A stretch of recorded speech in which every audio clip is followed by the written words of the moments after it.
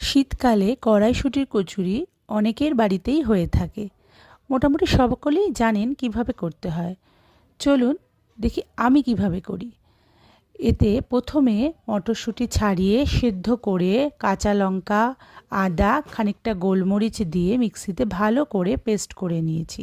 এরপর কড়াইতে সর্ষের তেল আর তাতে কালো জিরে ফোড়ন দিয়ে পেস্টটি কড়াইতে ঢেলে দিয়েছি এবং পেস্টটি যখন নাড়বো তাতে কিছু মশলাপাতি আমি এখানে অ্যাড করে দিয়েছি, যেমন নুন, হলুদ আর চিনি, আর দিয়েছি সামান্য একটু জিরে বাটা। এইভাবে পুরোটা মশলা কষিয়ে কড়াই থেকে যখন গাটা ছেড়ে আসবে তখন এই পুরটাকে মনে করতে হবে যে পুরটা রেডি হয়ে গেছে। পুরো জলটা টেনে শুকিয়ে একটা মণ্ড মতো তৈরি হবে। এরপর পুরটাকে কড়াই থেকে তুলে একটু ঠান্ডা হবার জন্য সময় দিতে হবে। যতক্ষণে পুরটা ঠান্ডা হবে ততক্ষণে আটাটা আমরা রেডি করে ফেলবো। যে লুচিটা করব, এক্ষেত্রে আমি আটা দিয়ে লুচি বানাবো, তাই আটাটাকে আমি নুন, চিনি, তেল দিয়ে ভালো করে ময়ান দিয়ে মেখে ঢেকে রেখে দিয়েছি।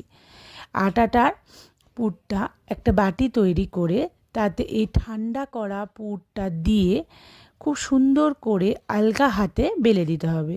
লুচিগুলো আমার মাই বেলে দিয়েছে, যেহেতু লুচি বেলাতে মা ভীষণ এক্সপার্ট।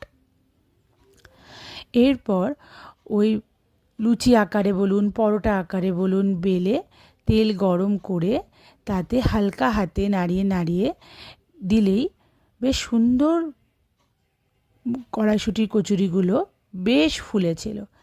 আর এই কড়াইশুঁটির কচুরি শীতকালে খেতে কিন্তু বেশ ভালো লাগে, তার সাথে ধোয়া ওঠা আলুর দম। দেখুন একদম হালকা হাতে এটাকে বেলে নেওয়া হচ্ছে, খুব সহজেই হয়ে যায়। আর শীতকালে এটি একটি অনবদ্য রেসিপি। আপনি আগের দিন যদি পুরটাকে রেডি করে রাখেন, আমরা পরের দিন স্কুল কলেজের টিফিন হিসেবেও এই রান্নাটি দিতে পারি। যদি আমার ভিডিওটি ভালো লেগে থাকে তাহলে আমার চ্যানেল ঝিলিকের শখের রান্নাঘর চ্যানেলটিতে সাবস্ক্রাইব করে দেবেন আর লাইক ফলো করে দেবেন।